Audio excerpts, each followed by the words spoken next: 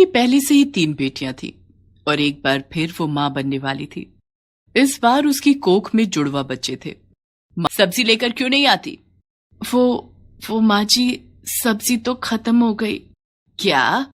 अरे नास पिटी, तुझसे कितनी बार कहा है, पहले मेरे बेटे को और मुझे खाना खिलाए कर, उसके बाद इन मनहूसनियों को। माँ जी, तीनों बच्चियों ने कल से कुछ नहीं खाया था, इसीलिए आज मैंने उन्हें पहले खिला दिया। अब मैं मैं अभी अचार लेकर आती हूँ, आप लोग उससे खा लो। हाँ हाँ, हम तो अचार खाने के लिए ही हैं। देख रहा है सुरेश, क्या हालत हो गई है हमारी। तुझे कितनी बार समझाया मैंने कि छोड़ दे इस मनहूस को, ये हम पर बस बोझ बढ़ाने को ही आई है। हाँ माँ, सब देख रहा हूँ और समझ भी रहा हूँ, पर इसे शायद समझ नहीं आ रहा कि अगर इस बार भी लड़का पैदा नहीं हुआ तो इसकी और इसकी लड़कियों की खैर नहीं। ऐसा लगभग हर रोज ही होता था। मसला चाहे कोई भी हो, बात यहीं आकर खत्म होती थी कि माला अब तक बेटा पैदा नहीं कर सकी। सुरेश की कमाई कम थी ये कोई नहीं कहता था, उल्टा घर की गरीबी के लिए माला और उसकी बेटियों को ही जिम्मेदार ठहराया जाता था। माला भी मजबूर थी, ना तो वो पढ़ी लिखी थी और ना ही घर में उसकी कोई सुनता था। वो तो बस इस उम्मीद में जी रही थी कि शायद इस बार उसे बेटा पैदा हो जाए और उसके परिवार का रवैया भी बदल जाए, लेकिन ऐसा हुआ नहीं।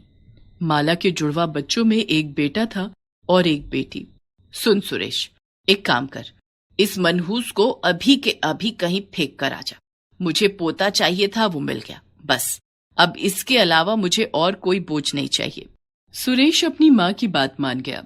वो अपनी नवजात बच्ची को लेकर जा ही रहा था कि तभी माला ने उसे रोकते हुए कहा, नहीं, ऐसा मत कीजिए, भगवान से डरिए, ये आपकी बच्ची है, आपका खून है ये। तू चुप कर, तुझे तो कुछ करना नहीं है, इसका खर्चा पानी तो मुझे ही झेलना होगा ना।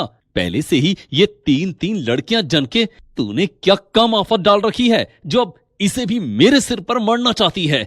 मैंने तुझसे पहले ही कहा था कि मुझे और कोई लड़की नहीं चाहिए।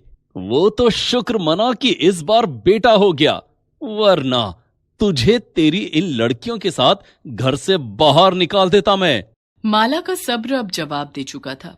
उसकी हालत बहुत खराब थी, लेकिन फिर भी वो बिस्तर से उठी और अपनी बच्ची को सुरेश के हाथों से छीनते हुए बोली, बस अब बहुत हो गया। मैं ही पागल थी जो तुमसे उम्मीद लगाए बैठी थी। तुम्हें बेटा चाहिए था ना, तो लो, संभालो अपना बेटा। मैं अपनी चारों बच्चियों को संभाल लूंगी, वो भी तुम्हारे सहारे के बिना। माला ने अपनी चारों बच्चियों के साथ घर छोड़ दिया। उसकी सास और पति ने उसे एक बार भी रोकने की कोशिश तक नहीं की।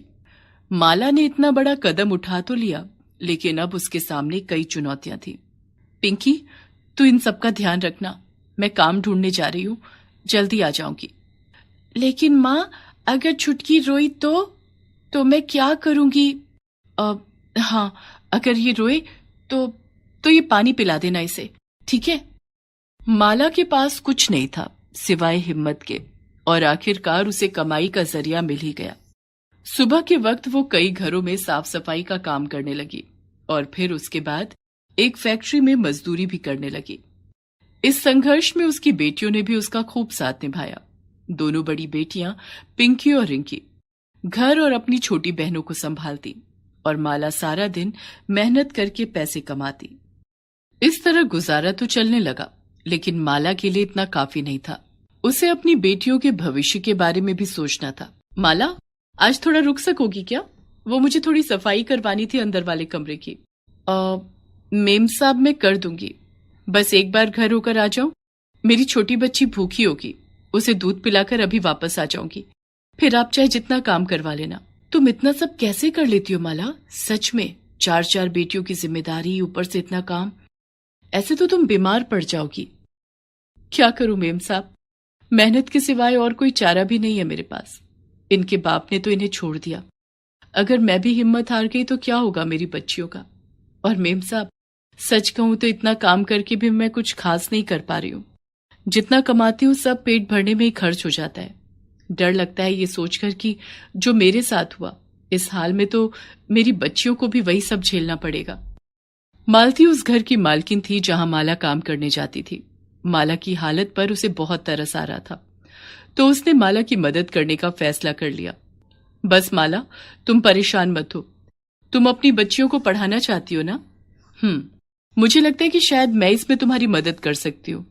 मेरी एक फ्रेंड है जिसके पति एक एनजीओ चलाते हैं। मुझे उम्मीद है कि वहां से तुम्हें कुछ मदद जरूर मिल सकती है। वैसे एक बात और है जो मैं तुमसे कहना चाह रही थी। हाँ मेम साहब, बताइए ना। माला, मेरी एक और दोस्त है जो बहुत परेशान है। असल में शादी के 5 सालों बाद भी वो अब तक मां नहीं बन सकी है। जमीन जायदाद सब है, लेकिन एक औलाद को तरस रही है वो। तो अगर तुम अपनी सबसे छोटी बेटी उसे दे दो तो। ये क्या कह रही है मेम साहब?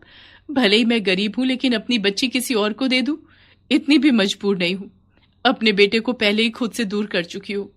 मैं ही जानती हूं कि उसके बारे में सोच सोच कर क्या हाल होता है मेरा। लेकिन अब अपनी बेटी को, ना मेम साहब ना, ये मुझसे ना हो पाएगा।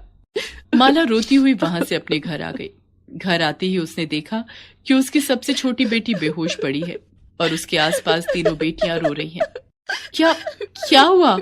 तुम सब रो क्यों रही हो? माँ, देखो ना, ये छुटकी उठ ही नहीं रही है। पता नहीं क्या हो गया इसे। पिंकी की बात सुनकर माला के होश उड़ गए। उसने फौरन अपनी बच्ची को हिलाकर देखा तो पाया कि वो बेहोश थी। माला फौरन उसे लेकर मालती के पास पहुंची। मालती ने भी देर नहीं की और फौरन उसे अस्पताल लेकर गई।